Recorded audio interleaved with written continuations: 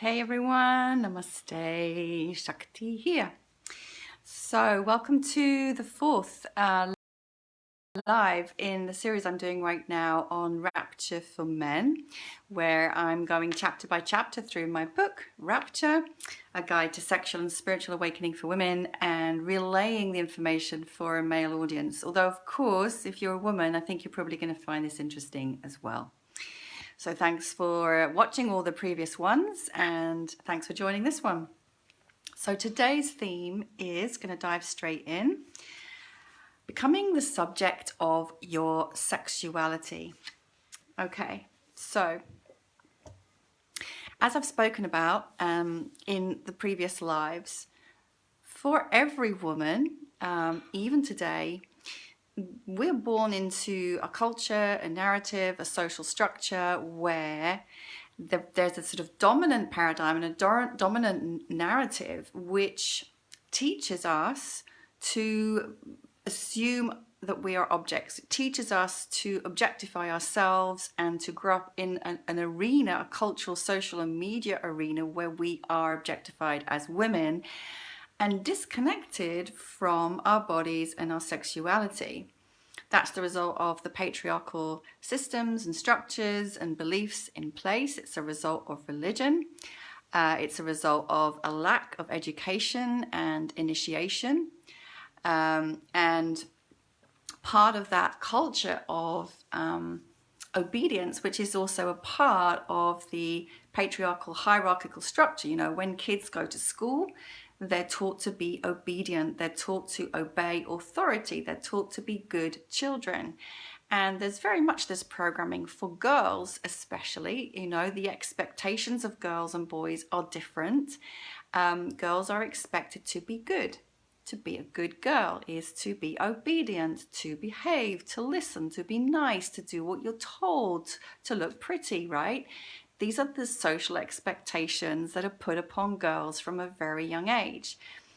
And so there is this programming of obedience.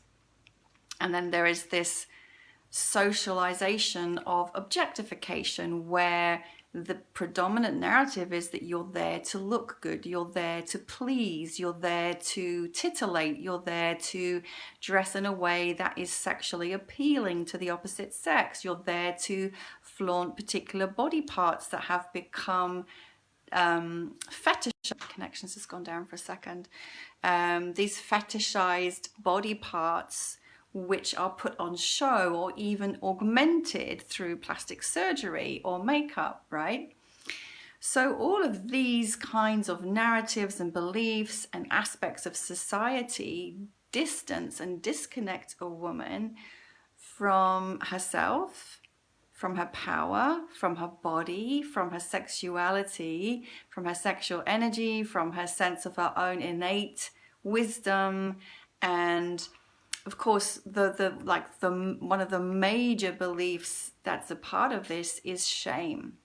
So there's this whole enculturation that the body, and in particular the female body, is weak. It's not as good as the male body, and sort of inherently sinful, inherently inviting desire in men, right? So and you know, religion again is such a big part of this in terms of creating an inbuilt sense of shame around the body, shame around desire, shame around the genitals and the breasts and so on and so forth. So women are kind of brought up with this unbearable and unresolvable paradox, which is I'm supposed to be desirable.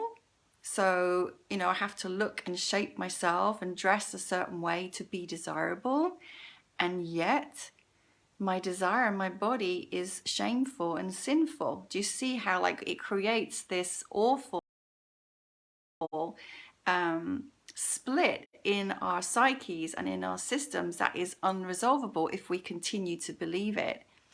And these beliefs of sin, of shame, of objectification are so pervasive that we don't even question them. But what that means then is that for a lot of women, probably for the majority, when they go into having sexual experiences, they don't know what they want, they don't know what they like, or they might do, but they are too ashamed or scared to say so, to actually articulate or verbalize their needs and their desires. Of course, this isn't everybody that I'm talking about, but this is very common. And of course, because there has been no meaningful sex and relationship education, there has been no initiation into the mysteries of the bleeding time, into the moon time, into the mysteries of womanhood and the womb, which used to happen and still happens in some places in traditional societies.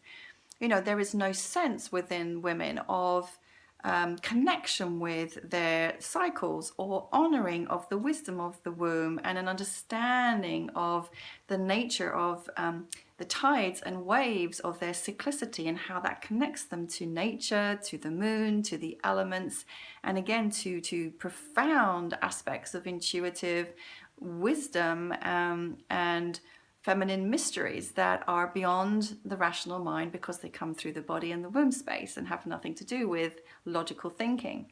All these are part of the gifts of the feminine. But young girls are not initiated into these mysteries, rites, and wisdom. So, of course, these days and for the last several decades, I guess there's been a tide of remembering and re-education for women in later years. So, for example, I myself went through my menarche initiation, as in an initiation rite and ritual for my bleeding, when I was already 50.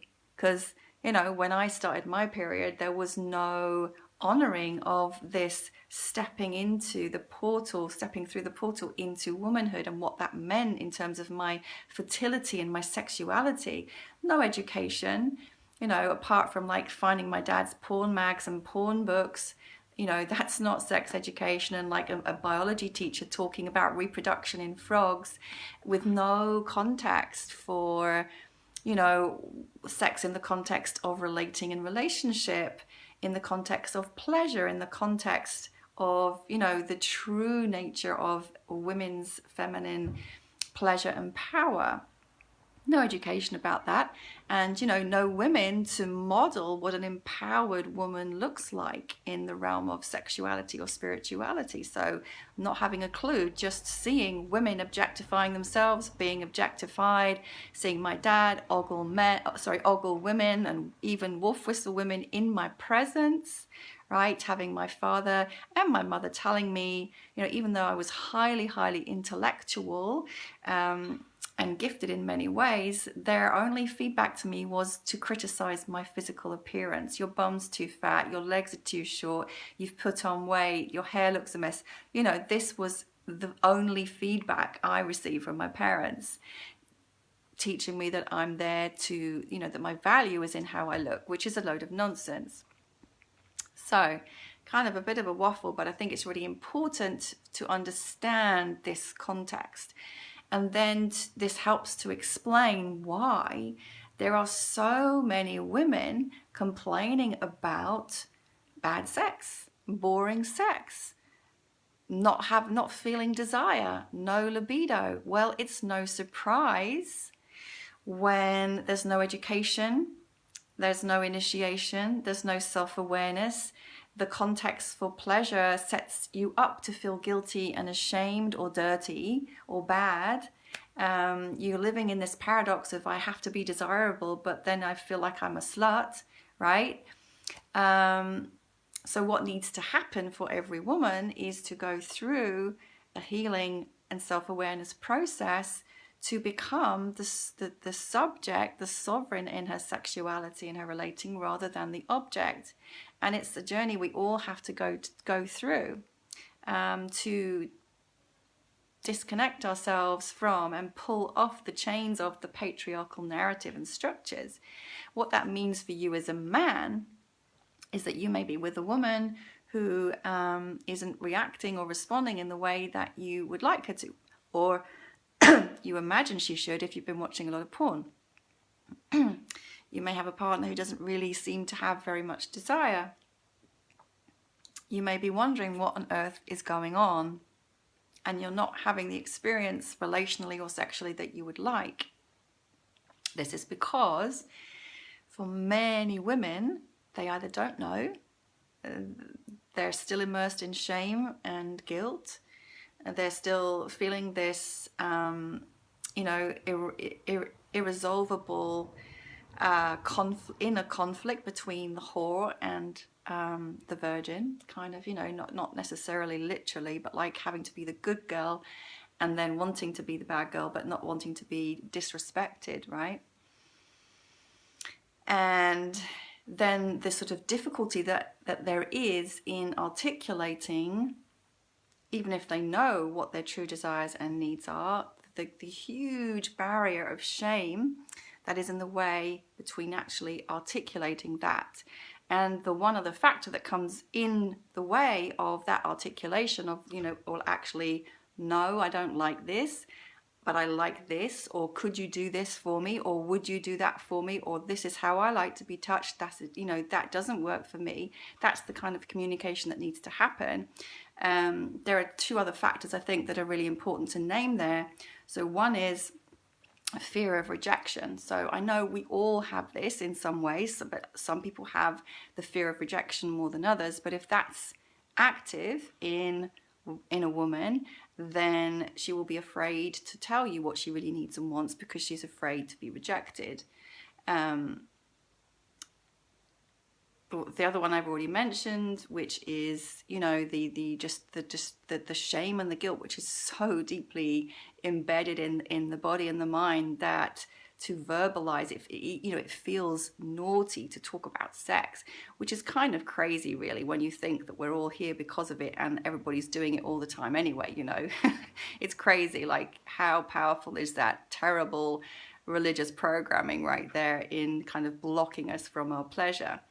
The third reason I want to name is that, a lot of times, especially in this day and age, as far as I can see, there's a lot of casual sex happening.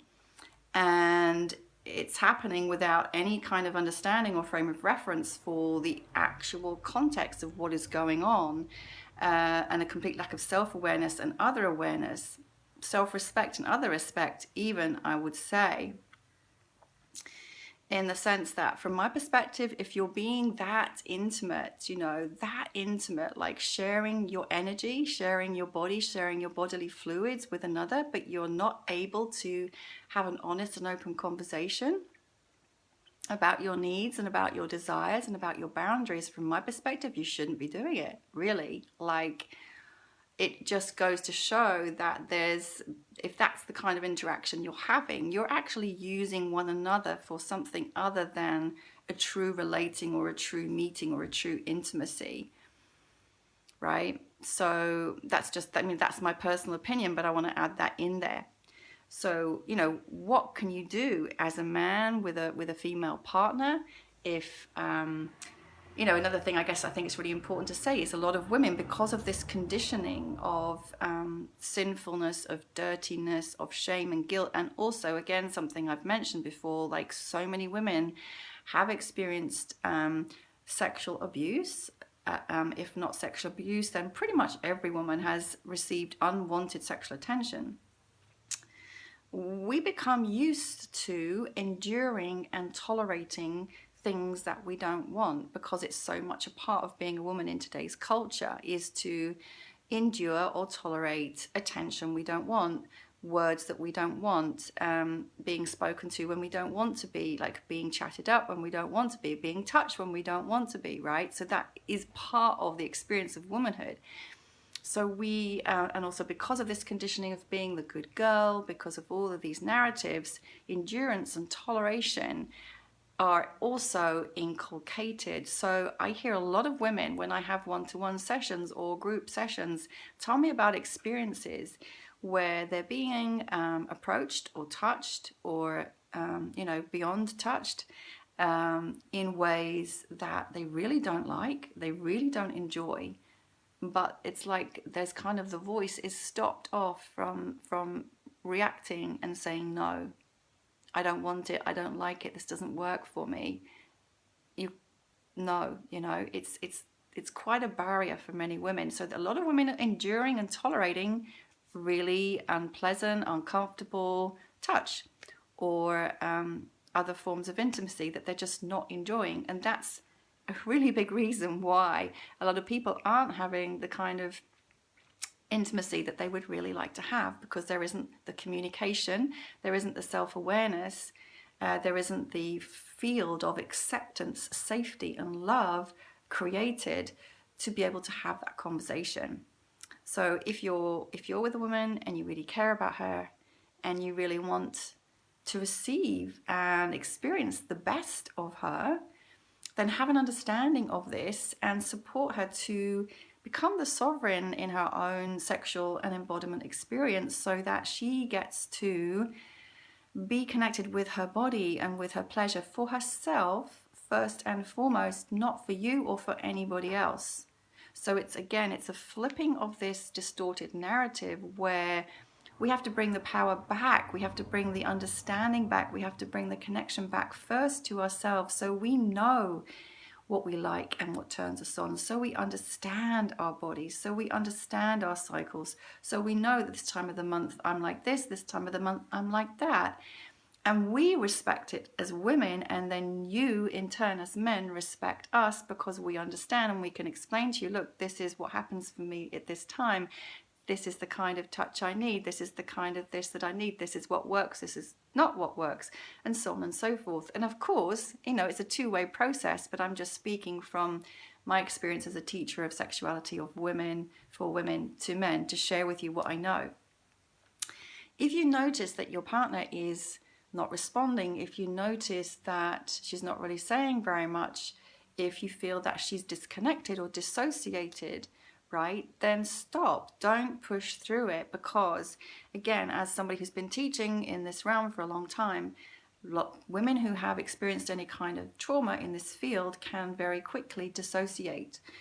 It means they leave their bodies. The body, they kind of separate their mind from their body, and they kind of go a little bit stiff or a little bit numb. They're not really sensing what's happening, and they've disconnected. They're not present with you.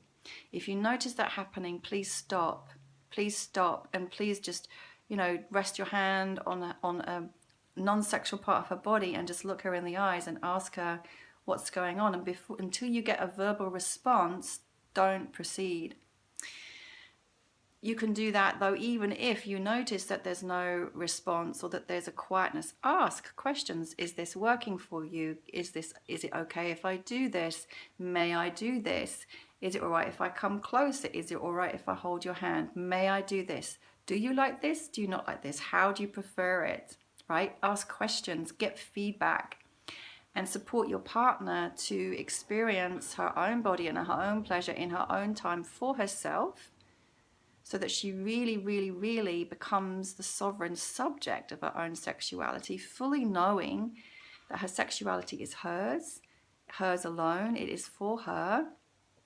And if she chooses to share that with you, it is a gift, it is a blessing to give that to you, to share that with you.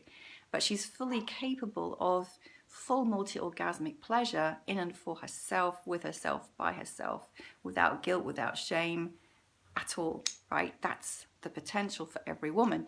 When she's in that, then of course she has so much more to share with you, so much more to share with you than if she's unresponsive, disconnected, bored, turned off, because there's no true connection and there's no true intimacy. But of course she has to take, and women, if you're watching this, you're responsible.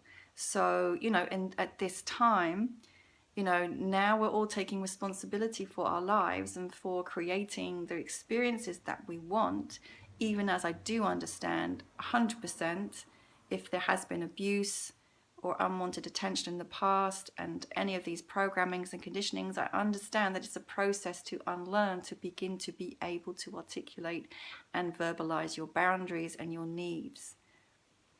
And to really do the healing work that is needed if you're afraid of rejection and therefore you're not speaking up. That's a wound. because you have to put yourself first. And if something's not working and there's a no inside your body, you have to say no and stop, always. And if there's wounding around feeling shame or guilt or this disconnect or this split, and again, there's inner work to do. That's the work that I do with women, is healing these kinds of wounds. So anyway, if you've been watching, woman or man, I really hope again that this has been a useful, informative sharing. And if you've got questions, post them below, or you can message me. I'm happy to answer. If you're a woman who's been watching and you want any support in this realm, I've got loads of online courses and I work one-to-one. And guys, you know, come along to my next online tantric temple. It's a monthly mixed group where I guide everybody in tantric meditations, tantric practices, group sharings. So we get to explore sacred intimacy in a really beautiful, safe, intentional space. And that's my sharing for today. So thanks for being here. And am I gonna be live tomorrow? Yeah, I will be live tomorrow. And let's see, what's tomorrow's chapter? Chapter 5, knowledge is power. Know thyself. All right, see you tomorrow. Lots of love, everyone.